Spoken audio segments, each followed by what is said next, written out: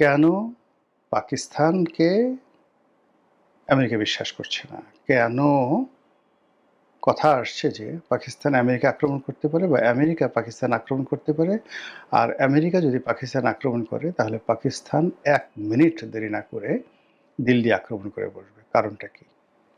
আমার মতে ৩ টি কারণ। আসসালামু আলাইকুম রহমতুল্লাহি ওবরকাতুহু। সম্মানিত দর্শক, পাকিস্তানকে কি আমেরিকা তালাক দিল? অর্থাৎ আমেরিকা কি পাকিস্তানের হাত ছেড়ে দিল? পাকিস্তান একাকী হয়ে গেল? হঠাৎ করে যেভাবে পাকিস্তান এবং আমেরিকার মধ্যে যুদ্ধের দামামা বেজে উঠছে, অস্বাভাবিক একটি ঘটনা। যেভাবে পাকিস্তানের পরমাণু বোমা এবং তাদের যে পরমাণু যে সকল উপকরণ রয়েছে, ইউরেনিয়াম,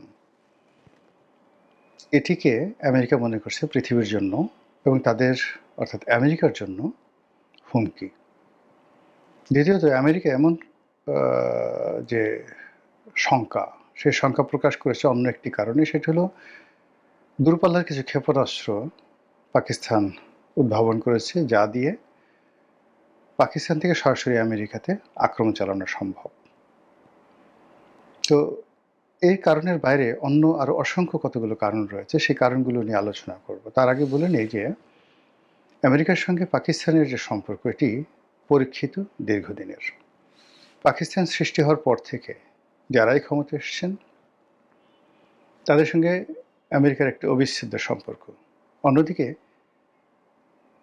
চীনের সঙ্গে পাকিস্তানের একেবারে হাড্ডাহাড্ডি সম্পর্ক থাকার পরেও আমেরিকার সঙ্গে পাকিস্তানের সম্পর্ক কখনোই নষ্ট হয়নি এবং বিভিন্ন কারণে সামরিক প্রয়োজনে আমেরিকা অকৃপণ হস্তে পাকিস্তানকে দিয়েছে।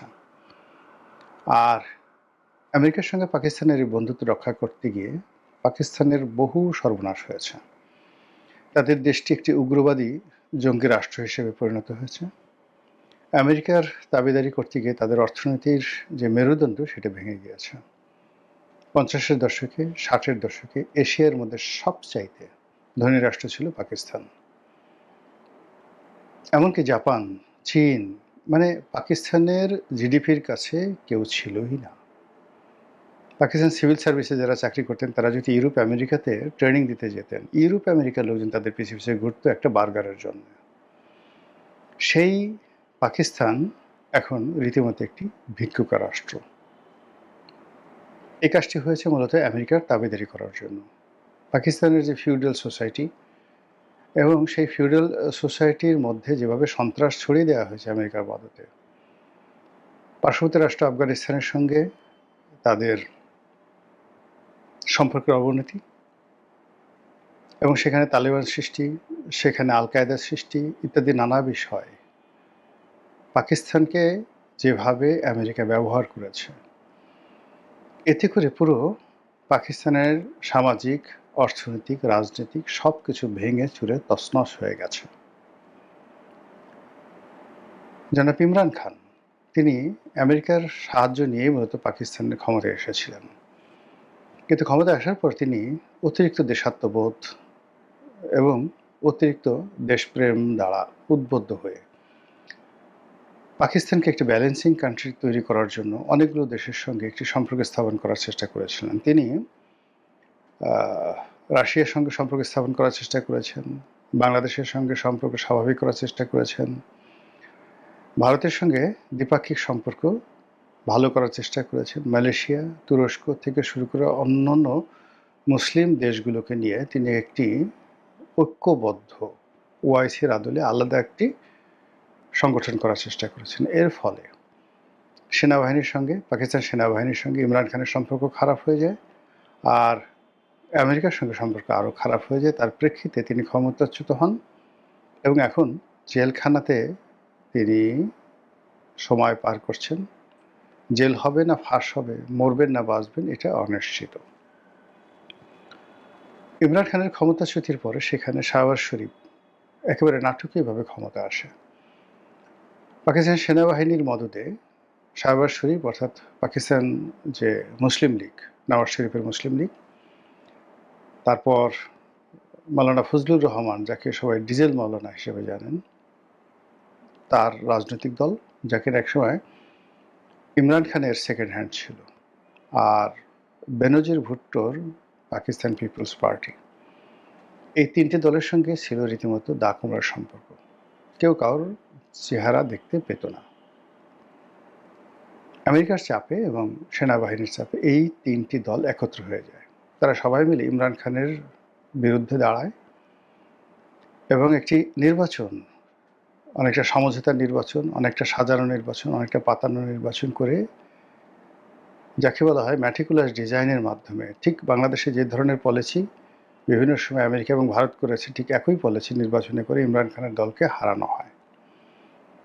এবং তারা কোনো মতে একটু সংখ্যাগরিষ্ঠতা নিয়ে সরকার গঠন করে। সরকার গঠন করার পরে একটার পর একটা বিপদ, একটার পর একটা বিপত্তি তাদেরকে অক্টোপাসের মতো আঁকড়ে ধরে আসে এবং তারা কোনো অবস্থাতেই সেই অক্টোপাসের যে কামড়, সেখান থেকে বের হতে পারছেন না। তাদের অর্থনীতি তছনছ হয়ে গেছে। রাজনীতি অতীতের যে কোনো সময়ের চাইতে রাজনীতির যে মান, গুণগত মান হারিয়ে গেছে। সেনাবাহিনীর সঙ্গে রাজনীতিবিদদের যে সম্পর্ক, সে সম্পর্ক অনেকটা মালিক এবং চাকরের পর্যায়ে চলে আসছে। সেনাবাহিনী মালিক আর রাজনীতিবিদ তাদের চাকর। যখন সেনাপ্রধানকে কোথাও ডাকা হয়, আসিফ মনিরকে কোথাও ডাকা হয়, সেখানে প্রধানমন্ত্রী তার সহকারী রূপে বা পিয়ন রূপে সেখানে উপস্থিত হন। এবং এই প্রথম নজিরবিহীনভাবে ভারতের যে সেনাপ্রধান, সেই সেনাপ্রধানের উপরে পাকিস্তানের সেনাপ্রধানকেও প্রাধান্য দেওয়ার জন্য আসিফ মনির নিজের মর্যাদা বাড়িয়ে নিয়েছেন। এখন তিনি ফিল্ড মার্শাল আসিফ মনির রূপে নিজেকে প্রতিষ্ঠিত করেছেন এবং পাকিস্তান সেনাবাহিনীতে আইয়ুব খানের পর এত ক্ষমতাধর কোনো সেনাপ্রধান আসেননি। ডোনাল্ড ট্রাম্প তাকে আলাদা দাওয়াত করেছেন। আলাদা দাওয়াত করে তারকে যেভাবে সংবর্ধনা দিয়েছেন, অ্যাজ ইট ইজ মনে হয় যেন পাকিস্তান রাষ্ট্রের ফাউন্ডিং ফাদার তিনি, জাতির পিতা তিনি। অন্যদিকে আসিফ মনিরের সঙ্গে সৌদি আরবের সম্পর্ক অন্যরকম, একেবারে যাকে বলা হয় এতটা দহরম মহরম সম্পর্ক যে সৌদি আরবের জন্য আসিফ মনির জীবন দিবেন, আসিফ মনিরের জন্য সৌদি আরব জীবন দেবেন। এই অবস্থাতে যখন বছরখানেক আগে পাকিস্তানের সঙ্গে আমেরিকার একটা সামরিক চুক্তি হলো, সেই চুক্তিতে আমেরিকা তাদের অস্ত্র ভাণ্ডারের দুর্লভ সব অস্ত্র যেভাবে ভারতকে দমানোর জন্য পাকিস্তানের কাছে বিক্রি করার তারা সিদ্ধান্ত নিল, এতে করে পুরো ভারতবর্ষে আতঙ্ক ছড়িয়ে পড়ল। তো এই অবস্থার পরে আবার আমরা দেখলাম যে ইরান যুদ্ধ শুরু করার আগে পাকিস্তানকে দিয়ে তারা আফগানিস্তান আক্রমণ করালো এবং এই আক্রমণ এখন পর্যন্ত চলছে।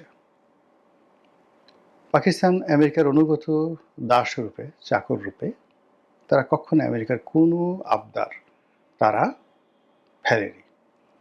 এমনকি এখন ডোনাল্ড ট্রাম্প যেভাবে কান্নাকাটি করছেন হরমুজ প্রণালী রক্ষার জন্য, যেভাবে কান্নাকাটি করছেন ইরানের বিরুদ্ধে বন্ধু পাওয়ার জন্য, সেখানে আসিফ মনিরকে যদি বলা হয় যে যাও তুমি তোমার সৈন্যবাহিনী নিয়ে এখন ইরানে গিয়ে যুদ্ধ করো, আসিফ মনির সঙ্গে সঙ্গে যুদ্ধ করবে এবং ইরান সীমান্তে গোলাবারুদ ছোড়া শুরু করে দেবে। তো এই যেখানে সম্পর্ক, তো সেখানে হঠাৎ করে কেন পাকিস্তানের বিরুদ্ধে আমেরিকা বিষোদ্গার করছে? কেন পাকিস্তানকে আমেরিকা বিশ্বাস করছে না? কেন কথা আসছে যে পাকিস্তান আমেরিকা আক্রমণ করতে পারে বা আমেরিকা পাকিস্তান আক্রমণ করতে পারে, আর আমেরিকা যদি পাকিস্তান আক্রমণ করে তাহলে পাকিস্তান 1 মিনিট দেরি না করে দিল্লি আক্রমণ করে বসবে? কারণটা কি? আমার মতে 3টি কারণ। প্রথম কারণ হলো যে পাকিস্তানের হাতে যে পরমাণু প্রযুক্তি রয়েছে, এই পরমাণু প্রযুক্তি তারা উত্তর কোরিয়াতে এর আগে পাঠিয়েছিল, দিয়েছিল, আপনাদের মনে আছে। এখন সন্দেহ হচ্ছে, আমেরিকার সন্দেহ হচ্ছে যে পাকিস্তান তার এই প্রযুক্তি, পরমাণু প্রযুক্তি এবং তার যে ইউরেনিয়াম, এগুলো চড়া মূল্যে তেলের বিনিময়ে তারা ইরানকে দিয়েছে। আদারওয়াইজ অন্য কোনো কারণ থাকতে পারে না রাতারাতি এইভাবে পাকিস্তানের বিরুদ্ধে যাওয়া। Number one. নাম্বার টু হলো যে এই মুহূর্তে এই মুহূর্তে ভারতের সাথে বন্ধুত্ব করার জন্য ডোনাল্ড ট্রাম্প রীতিমতো পাগল হয়ে গেছেন। সেক্ষেত্রে পাকিস্তানের সাথে সম্পর্ক শিথিল করা বা সেই সম্পর্ক একটি শীতল করার পরিবর্তে উষ্ণ করার পরিবর্তে সেই সম্পর্কের মধ্যে বরফ জমিয়ে দেওয়ার জন্য দিল্লির পক্ষ থেকে কোনো চাপ থাকতে পারে, সেটাও হতে পারে। আর থার্ড হলো ইরান আমেরিকা যুদ্ধ এবং পাকিস্তান আফগান যুদ্ধ।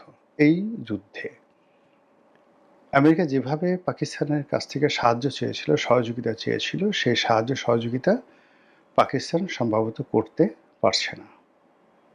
এই তিনটি কারণ গেল। এর বাইরে পর্দার আড়ালে যে কারণটি, সেটি হলো বর্তমানে পাকিস্তানের যে অভ্যন্তরীণ সমস্যা যাচ্ছে, সেই অভ্যন্তরীণ সমস্যার ব্যাপারে পাকিস্তান হয়তো অনেকগুলো বিষয় আমেরিকার কাছে চাচ্ছে। অনেকগুলো বিষয় আমেরিকার গ্রিন সিগন্যাল তাদের প্রয়োজন, সেই বিষয়গুলো আমেরিকা তাদেরকে ঝুলাচ্ছে। এই কারণে খুব যাকে বলা হয় দ্রুততার সঙ্গে আমেরিকা এবং পাকিস্তানের যে সম্পর্ক, সেই সম্পর্কটি নষ্ট হয়ে গেছে। আর এই সম্পর্ক নষ্ট হওয়ার যে ধারাবাহিকতা, এটা যদি চলতে থাকে, বিশেষ করে ইরান যুদ্ধে যদি আমেরিকা পরাজিত হয়, তাহলে পাকিস্তান মানে রীতিমতো অনেকটা স্বাধীন হয়ে পড়বে। আর পাকিস্তান যদি স্বাধীন হয়ে পড়ে, তাহলে বাংলাদেশের খবর আছে, ভারতের খবর আছে, সব মিলিয়ে। তো আগামীতে আমাদের আসলে সমস্যা আমাদেরকে ছাড়ছে না, একটার পর একটা সমস্যা আমাদের দিকে এগিয়ে আসছে।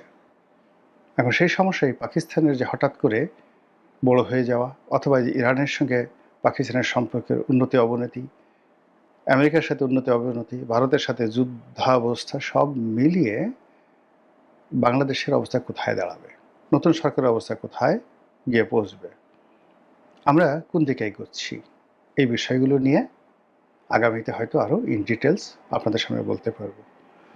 মহান আল্লাহ আমাদের সবাইকে হেদায়েত দান করুন এবং হেফাজত করুন। আসসালামু আলাইকুম ওয়া রাহমাতুল্লাহি ওয়া বারাকাতুহু।